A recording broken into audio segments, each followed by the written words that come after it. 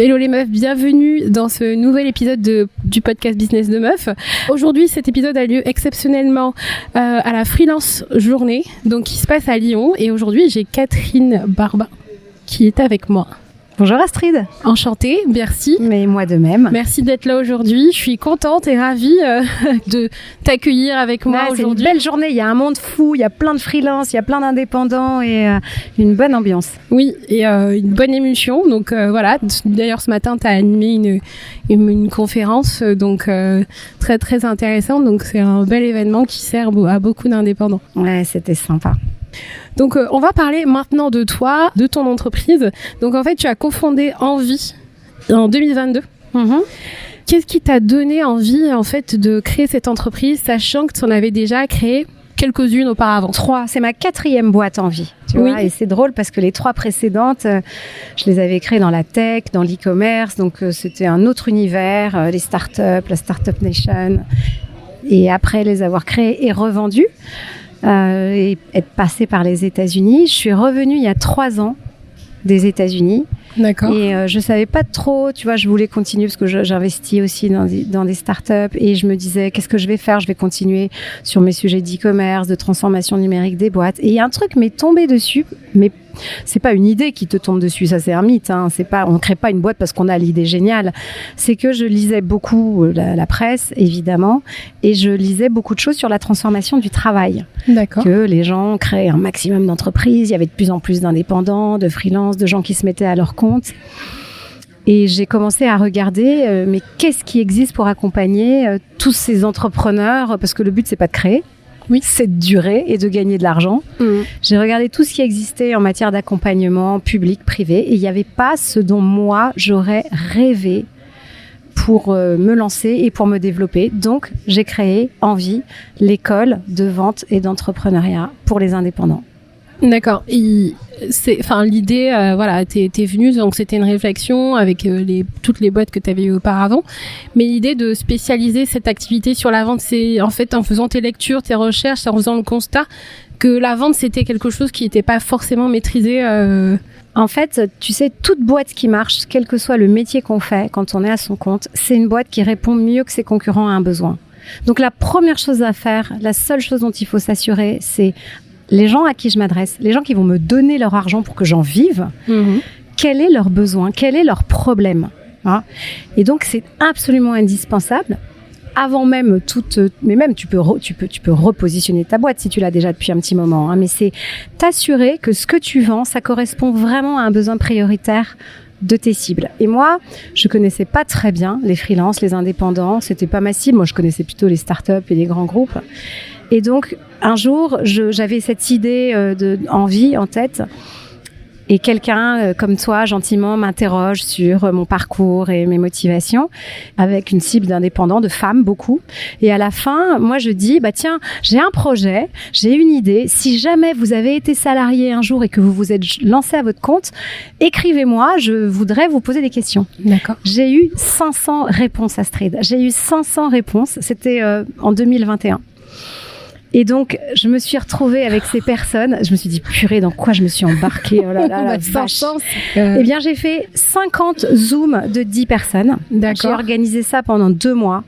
Et en fait, pendant toutes ces Zooms, donc je disais, voilà, j'ai un projet pour accompagner notamment les femmes à soit se mettre à leur compte ou alors, si elles y sont déjà, franchir un cap, se développer. Et j'ai quelques questions à vous poser. De quoi vous avez besoin? Qu'est-ce qui vous manque? Comment, voilà. Donc j'ai fait ma petite enquête et j'en ai sorti la base de ce qui est aujourd'hui Envie, qui existe depuis 2 ans et demi, où on a accompagné plus de 1000 femmes à performer, enfin à vendre plus, hein, c'est ça notre raison d'être, on vend plus, et on a une communauté de bientôt 15 000 personnes. Donc ça part d'un besoin. Si vraiment, tu vois, je me dis aujourd'hui, si vous nous écoutez là et vous dites, voilà, moi j'ai envie de faire mieux dans mon job, j'ai envie que ma boîte marche mieux. Je crois que ça a l'air trivial, mais c'est la première chose à faire, c'est s'assurer que ta cible, que tu es capable de formuler son besoin, son problème, t'assurer que la façon dont tu réponds à ce problème est très différente de la façon dont font tes concurrents, et puis qu'on comprend en 2 secondes que tu es la bonne personne pour faire ça. Que tu sois convaincante, enfin, oui, finalement. Que tu sois convaincu et convaincant. Et la conviction, elle passe, c'est un peu de la posture, mais c'est beaucoup des chiffres, c'est pas beaucoup de poésie, c'est des mathématiques. C'est-à-dire que moi, si je veux te convaincre de venir chez Envie, je vais te dire, on a accompagné 1000 femmes. En moyenne, elles ont augmenté leur chiffre d'affaires de 80%, au bout de 6 mois après avoir été dans notre communauté, ou bien avoir fait une formation avec nous. Donc, en fait, il faut nourrir sa promesse de preuve, toujours.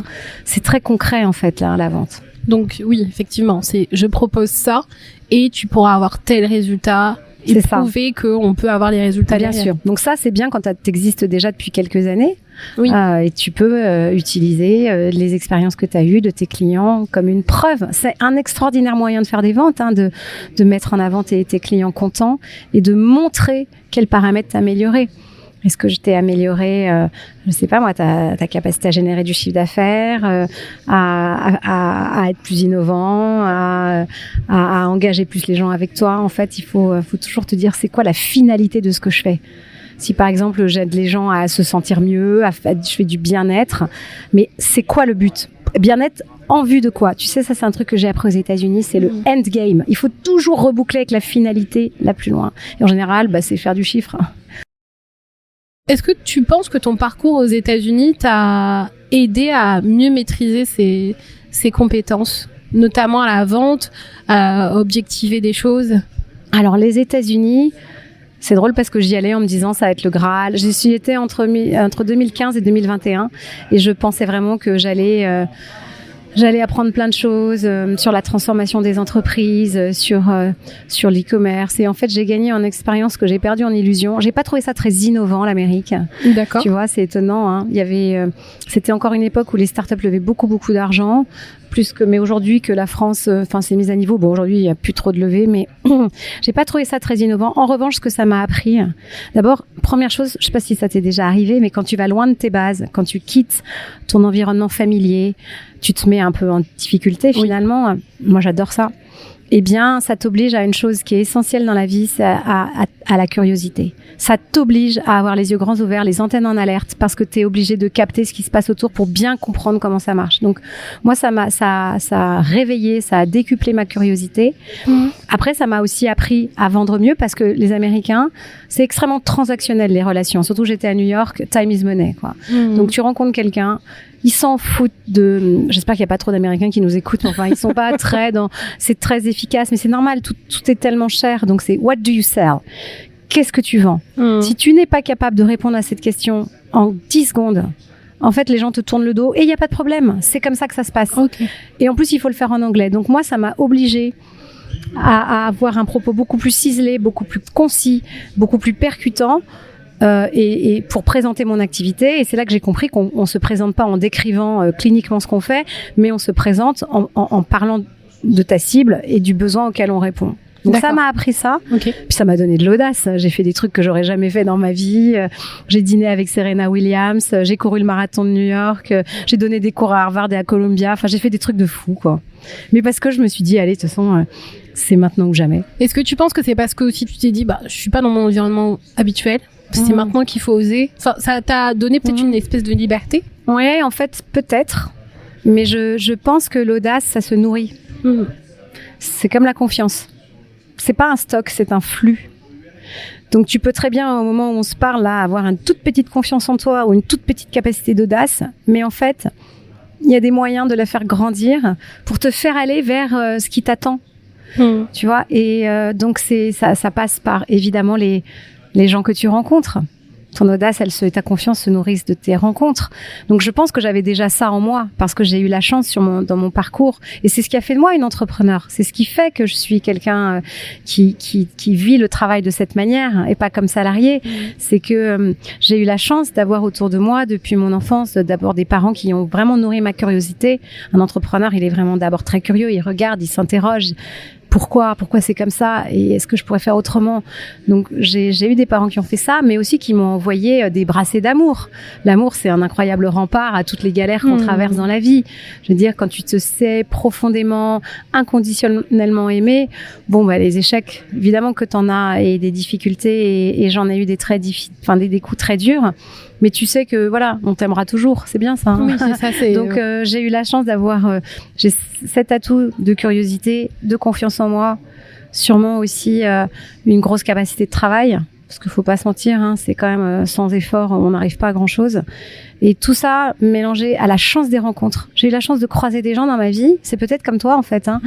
D'abord qui m'aiment. C'est bien de s'entourer de gens qui t'envoient du positif et qui te font sentir que tu as une immense valeur, même quand toi t'en doutes complètement. Oui. Et aussi j'ai eu des guides, j'ai eu des mentors. J'ai eu la chance de croiser sur ma route un grand entrepreneur français que vous connaissez peut-être, qui s'appelle Marc Simoncini, qui était aussi dans Qui veut être mon associé mais qui a fait plein de boîtes très connues.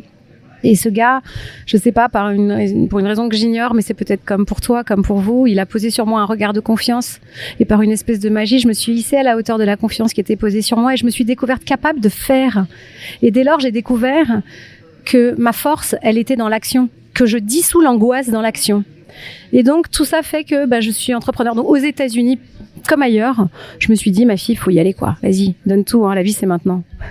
Oui, je te rejoins dans le fait que plus on fait, mieux c'est, moins on réfléchit, pas plus c'est facile, mais on a moins le temps de réfléchir et d'angoisser finalement. C'est ça. Et l'audace, oui, effectivement, ça se nourrit. Plus on est audacieux, plus on a envie d'être audacieux, parce qu'au final, on se dit, en fait, ça coûte rien d'essayer. Oui, ça coûte potentiellement l'échec. Ça, c'est quand même un vrai sujet, tu vois. Et moi, souvent, on me dit, c'est quoi vos échecs? Mais je te ferai une journée entière sur mes échecs. Mais il y a une chose qui me rend plus à l'aise, peut-être sur ce sujet-là, aujourd'hui, que quand j'étais plus jeune, c'est que j'ai appris à raisonner en perte acceptable.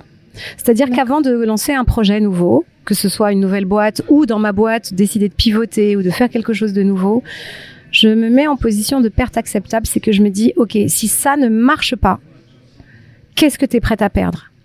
Est-ce que tu es prête à perdre du temps? Et dans ces cas-là, combien de temps? Est-ce que tu es prête à perdre de l'argent? Et dans ces cas-là, combien d'argent? Est-ce que tu es prête à entacher ta réputation? Et dans ces cas-là, c'est grave, dans quelle mesure? En fait, je m'imagine la situation où ça marche pas et je me dis je suis OK avec ça. Je me donne tant de temps, je suis prête à aller jusqu'à tel montant perdu et après on arrête la blague, je ferai autre chose. Et dès lors que ça fait partie des hypothèses, c'est pas comme une épée de Damoclès, c'est une option possible. C'est une option que ça. Oui. Et donc je la regarde bien dans les yeux, tu vois, et je me dis OK, c'est possible qu'on se rencontre, mais j'aimerais mieux qu'on se croise pas. Mais je vais quand même avancer parce que on n'est pas à l'abri que ça marche, quoi. Donc tu testes quand même. Enfin, toujours. T'évalues le risque et voilà, je me dis, là, quand j'ai créé Envie, donc il y a bientôt 3 ans, et je me suis dit, OK, tu vas créer une école pour les indépendants, pour leur apprendre à vendre plus. C'est pas une cible que je connaissais très bien. J'ai jamais fait de formation. Je revenais en France après une longue période d'expat. Donc, j'étais pas dans une zone de confort, tu vois. En revanche, je sais entreprendre. Je sais transmettre. Je sais quels sont les facteurs clés de succès d'une boîte, qu'elle soit grande ou petite. Je me sens à ma place, quoi. Et puis, en plus, ma tête, mon cœur et mes tripes s'alignent. Donc, c'était pas une option. Grosse motivation. J'avais les bonnes ressources. Puis après, on verra, quoi. Hein. Oui. Tu t'es lancé, tu t'es pas... Avec 2 associés, deux amis très chers. C'est pas toujours simple de s'associer avec des amis, mais c'est aussi un gage de grande confiance. Et puis et notre attelage grandit ensemble et j'ai bien fait de le faire. Oui, ça se voit. Ça se voit que t'es contente d'avoir... Oui, je suis épuisée, je suis fatiguée, mais comme nous tous, hein, on donne tellement pour nos boîtes. Mais tu vois, je perds jamais la finalité de ce que je fais. Pourquoi, tu sais, en 2 mots, pourquoi je fais les choses? C'est quoi ma finalité? Quand tu sais pourquoi tu le fais. Toi, par exemple, pourquoi tu fais ce que tu fais? Pourquoi je le fais? Parce que j'adore écouter des histoires, j'adore découvrir des parcours, j'adore faire des interviews et je me nourris de ça. C'est chouette. Je trouve que j'ai appris tellement de choses avec le podcast, grâce au podcast et par les gens que j'ai interviewés et je me dis mais ça en fait c'est magique, c'est une source d'inspiration et des fois ça nous permet aussi de nous rassurer sur ce qu'on vit. Bien sûr. Parce qu'il n'y a pas de mode d'emploi, finalement. Bien sûr, il n'y en a pas du tout. C'est comme pour les enfants, il n'y en a pas. Et tu vois, la question que je me pose aussi, c'est ce que tu reçois, à travers ton super podcast, comment tu le traduis derrière en action pour toi? Parce que l'important, tu sais, c'est Ignace de Loyola, dans ses exercices spirituels, il pose 3 questions qui sont très importantes. C'est qu'est-ce que j'ai fait, qu'est-ce que ça m'a fait et qu'est-ce que j'en fais. Qu'est-ce que j'ai fait, qu'est-ce que ça m'a fait et qu'est-ce que j'en fais. C'est ça la vraie question. Comment je traduis ce cadeau que je reçois d'un témoignage, d'une rencontre, et pour tout, moi j'apprends, j'applique. C'est vraiment ma façon de fonctionner.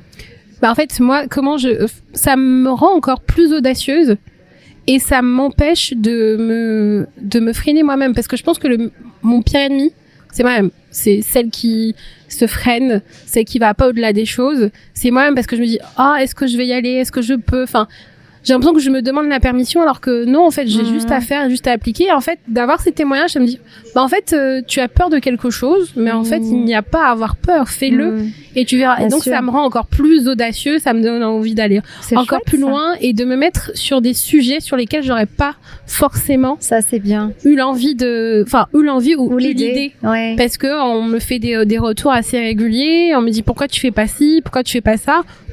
Je me serais pas imaginé comme ci, comme ça. Bien sûr. Et je me dis, je vais tester, je vais voir. Et je pense que ça a effacé pas mal de peurs que je pouvais avoir et d'appréhension. Bien sûr. Après, tu peux avancer malgré tes peurs. Les peurs, il faut pas attendre de les avoir anéanties pour pouvoir faire un pas. Moi, je pense qu'elles marchent à côté de moi. On a tous des trouilles, quoi. Et je pense et puis des difficultés, t'as raison. On a toujours tendance à idéaliser les autres, parce que forcément, quand tu prends la parole, c'est pour dire des choses que tu as faites super. Mais moi, j'aime bien partager sur ce qui est difficile. Tu vois, en ce moment, comme pour tout le monde, ça fait longtemps que je travaille. Je suis vraiment une bonne vendeuse. Et pour autant, aujourd'hui, ça n'a jamais été aussi difficile pour moi de vendre, parce que le contexte est difficile, mais aussi parce que il faut redoubler d'efforts pour aller contacter les gens qui ne répondent pas. Je sais pas, le silence radio, c'est un sport national en France. T'envoies un message, tu dis mais ils sont morts, qu'est-ce qui passe, ils sont passés où les gens? T'as eu un bon échange, envoyez-moi un mail et tout, puis plus personne. Donc il faut relancer, c'est une politesse de relancer, il faut relancer fermement, avec élégance, mais néanmoins avec détermination. Donc moi, tous les jours, je me prends des murs, je me prends des silences. Du coup, j'en ai nourri une théorie du un échec par jour, un silence par jour. Oui. Si j'en ai un, ça veut dire que j'ai suffisamment essayé. Bingo, j'ai gagné. Si j'ai pas d'échec, si j'ai pas de refus, ça veut dire que j'ai pas assez prospecté. C'est pas bon. Les clients ne tombent pas du ciel. Donc, tu vois, je réalise et je partage volontiers. C'est hyper dur pour moi aussi de vendre aujourd'hui, mais néanmoins je sais pourquoi je fais ce que je fais, donc je veux aider les indépendants à vendre plus. Je veux qu'il y ait des dizaines, des centaines de milliers de personnes qui soient passées par mon école dans quelques années et qui disent grâce à Envie j'ai vendu plus, je vis bien de mon activité. C'est ça ma raison d'être. Voilà. Après j'ai aussi ça m'arrive aussi d'envier des gens, parce que c'est vrai que sur les réseaux sociaux, tout le monde est tellement splendide. Et puis tu regardes et tu places les autres trop haut dans la vie. Faut pas se les placer trop haut. Ni toi te placer trop bas. Je trouve que on se focalise trop. Enfin, on montre surtout quand on a des réussites, mais très peu quand on a des échecs ou des difficultés. Bien sûr. Je trouve que c'est pas du tout un. Oui. Et puis c'est vrai que le succès des autres, il faut pas le percevoir comme une offense à nos propres capacités, mais c'est assez naturel. Et tu vois, un jour, ça c'est dans le bouquin que j'ai sorti là il y a 2 jours que je raconte, c'est je parle à un moment d'une fille qui s'appelle Maud Bailly, qui est elle est le numéro 2 du groupe Accor. C'est une fille qui a toutes les qualités que je connais bien et que j'aime beaucoup. Elle est aussi brillante que jolie, que sympa, qu'humaine, que successful. Enfin, tu vois. Et à un moment, je me suis surprise à la jalouser. J'étais là l'été dernier et je me disais et j'ai eu honte, évidemment, j'ai eu honte de moi. Et qu'est-ce que j'ai fait? Je lui ai écrit un WhatsApp. J'ai dit salut Maud, j'espère que tu vas bien. Écoute, je voulais te dire que ta réussite, elle me tire vers le haut. Merci, tu me donnes envie d'être meilleure, quoi. Ça me stimule, tu vois. Oui, c'est trouver de la stimulation. Ouais, je lui ai dit ta réussite, elle me donne envie de me dépasser. Alors merci. Puis elle m'a répondu pour un truc gentil. Et en fait, j'ai réussi à dissoudre la jalousie dans la gratitude. Oui, mais après c'est un sentiment humain aussi. Enfin, alors je dis pas que c'est un sentiment à normaliser, mais des fois il faut en prendre conscience et prendre un peu de recul pour dire. La meilleure façon de le dépasser, c'est de penser à la personne en disant 2 choses. C'est d'abord ce que ta réussite, c'est aussi la preuve que moi je peux y arriver. Alors on part pas tous sur la même ligne de départ. Il y a des gens dans leur sac à dos, il y a plus de cailloux. On part pas tous avec la même santé. On part pas tous avec le même amour, avec le même réseau, le même bien-être financier. Donc mais en revanche, donc c'est pour ça que chacun va du plus loin qu'il peut avec ce sac à dos là. Donc il faut se souvenir que les gens qui réussissent, mais ça fait peut-être 5 générations qu'ils sont ultra fortunés, que tout le monde. Donc peut-être que ça aide, peut-être que toi tu pars de plus loin. Donc il faut pas se comparer. Et ça c'est un truc que j'ai appris aux États-Unis, c'est apprendre à se comparer avec soi-même en regardant le chemin qu'on a accompli. Ma fille, elle a fait 6e terminale donc aux États-Unis et elle arrivait à New York, elle était trop fière d'elle, genre je suis trop bonne en anglais, et elle s'est retrouvée dernière de sa classe parce que évidemment il y avait que des petits Américains ou des gens bilingues, et elle était désespérée quoi. Et son prof d'abord il a fait un truc génial, il lui a offert une petite radio, il lui a dit tu vois Inès, il faut que écoute tous les jours cette radio, ça t'obligera. Donc d'abord il l'a encouragée à l'effort dans la durée, et puis un jour elle arrive à la maison, elle me dit maman c'est génial, j'ai 10 sur 20 en anglais. J'ai dit doudou c'est génial, 10 sur 20, enfin on a abaissé les standards d'excellence dans cette famille ou quoi? Et elle me dit mais non, mais maman mon prof a dit avant j'avais eu 7 et maintenant j'ai 10, c'est dingue comme j'ai progressé, en plus j'ai la moyenne maman. Et je me suis dit mais ils ont raison. C'est ça qu'il faut regarder. Tu vois, donc c'était une bonne leçon, ça, se comparer avec soi-même. Oui, de voir les progrès qu'on a fait. Ouais, je fais toujours ça avec un petit livre que j'ai, petit cahier, et je note les réussites parce qu'on l'a très vite oublié. Génial. Dis-moi une réussite là qui te fait du bien quand tu y penses. D'avoir interviewé un jour Xavier Niel, d'avoir participé à Go Entrepreneur, d'être là aujourd'hui par exemple, je vais le mettre d'avoir rencontré des gens exceptionnels. Enfin, à chaque fois je nourris un peu. C'est génial. Mais c'est important parce que je trouve qu'on oublie, on prend pas on a quelque chose qu'on réussit, mais on passe très vite à côté. Enfin, très vite à autre chose. Oui, comme si un truc chasse l'autre, alors que s'arrêter et célébrer, c'est quelque chose qui te remplit de force et qui justement remplit ton réservoir de confiance. Il faut pas faire l'économie de cette étape. Et oui, je trouve que c'est difficile d'avoir confiance constamment. Enfin, tu peux pas, ça n'existe pas. Non, ça n'existe pas. En fait, c'est sinusoïdal, mais l'important c'est de réduire l'amplitude avec le temps et puis de remonter en selle. L'échec, la difficulté, ça brûle. On n'aime pas ça. Mais après, il y a des méthodes, notamment en regardant tes succès passés. Je regarde tout pour te dire je suis capable. Ah, il y a autre chose que je fais, c'est que je note les réflexions positives que les gens me font. Parce que moi, j'ai une image de moi qui est assez particulière. Enfin voilà, on a tous une image de soi. Mais des fois, les personnes, elles ont une image de nous que nous, on n'aurait même pas soupçonné. Enfin, je trouve ça dingue. Et ça aussi, je le note. Parce que je me dis, en fait, c'est l'image que je renvoie.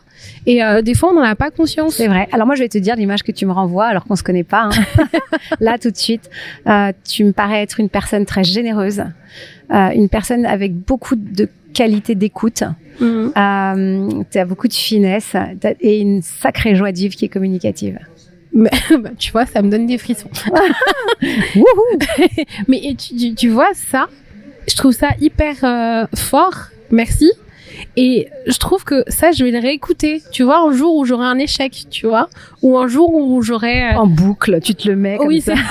Tous les matins. Tu te le mets en boucle avec de l'encens, un moment spirituel. Ouais, on sait pas, c'est important les rituels. Mais oui, mais je trouve que c'est important et je trouve qu'on célèbre pas assez ce genre de choses. Donc c'est des choses que je m'habitue à faire assez régulièrement pour me rassurer aussi, pour me dire voici l'image que je renvoie. Et des fois, on se sent pas tout le temps rencontre des gens qui sont assez impressionnants, qui nous donnent l'impression de pas être à la hauteur. Après, on se dit, ok, n'oublie pas que tu es comme ci, comme ça, machin. En fait, moi, il y a un truc que je fais pour dégonfler la baudruche, et faire en sorte que finalement les gens, je suis rarement impressionnée, même si j'ai une admiration inouïe pour évidemment, mais c'est que j'ai une phrase en tête qui me vient chaque fois que je croise quelqu'un. Everyone you meet is fighting a battle you know nothing about. Be kind. Tous les gens que tu croises portent un fardeau invisible dont t'as même pas idée. Alors sois sympa. Tu parles de Xavier Niel, tu parles de gens qui ont des grandes réussites. En fait, moi, la première chose à laquelle je pense quand je te croise, quand je croise tout le monde, c'est quoi ton fardeau à toi? Et ça, c'est une humanité qui nous rassemble. On a ce point commun. Et c'est la première chose que je vois, au-delà du succès, de l'argent, du nom.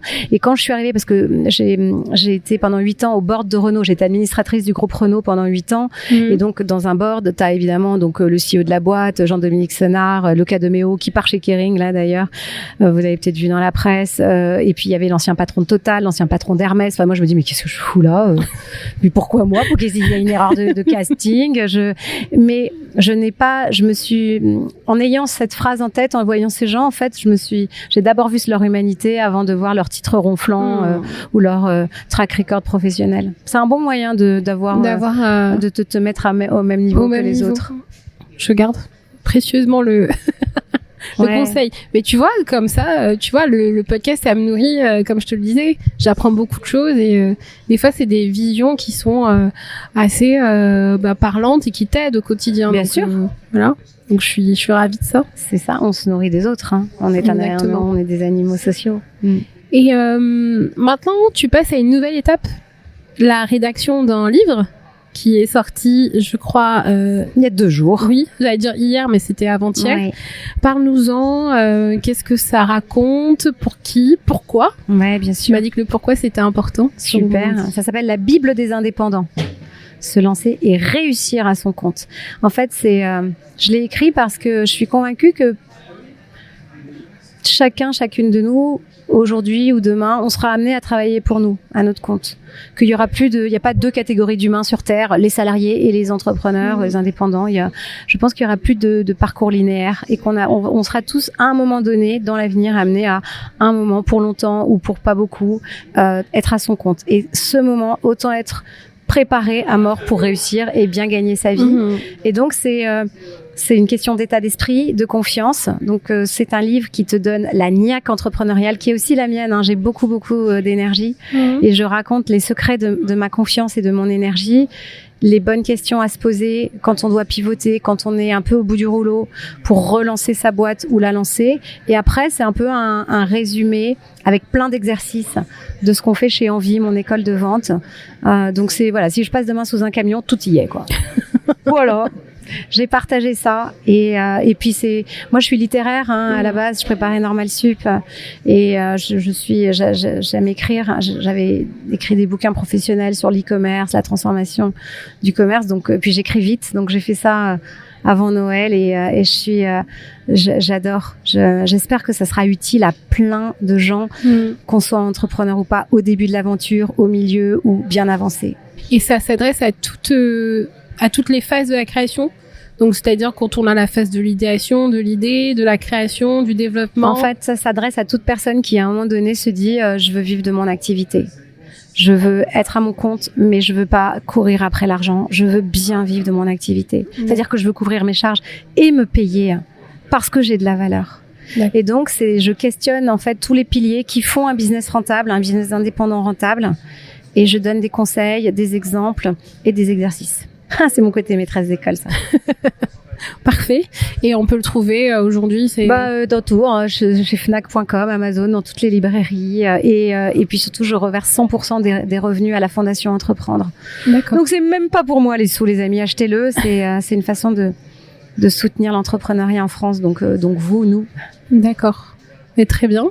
Alors, j'ai encore, je pense, une question. Yes. C'est de savoir si demain, quelqu'un devait se lancer dans l'entrepreneuriat, quel serait ton meilleur conseil? Et j'en ai une deuxième, mais je verrai si je te la pose ou pas. Le meilleur conseil, c'est viens chez Envie. Hein. J'ai envie de te dire, Astrid, on est une communauté où il y a plein d'indépendants tellement généreux, avec un bon état d'esprit de bienveillance. C'est pas du tout galvaudé, la bienveillance, c'est tellement important. Où tu t'entraides, où tu t'entraînes à vendre. Et si jamais tu as un peu de sous et que tu as envie d'investir sur toi, il y a des formations en ligne qui marchent. Donc viens chez Envie, on te laissera jamais tomber. Et la dernière question, est-ce que tu as des projets à venir? Quels seront tes prochains défis dans les mois, les semaines à venir? Parce que j'ai l'impression que voilà, c'est des choses que tu aimes bien de ce que je pense, de ce que je vois. Je pense que c'est bien, ouais. J'ai l'impression que tu aimes bien te lancer dans des projets, ça te nourrit, t'aimes bien la phase d'apprentissage, de découverte, de challenge. Voilà. Ouais, écoute, mon défi pour les prochaines années, c'est de réussir à garder cet équilibre tellement difficile. Moi, je vois ma vie comme un petit tabouret avec 4 pieds. Le premier pied, c'est mon boulot. Donc, en l'occurrence, aujourd'hui, c'est Envie, qui prend beaucoup de place, mais j'ai envie de le réussir.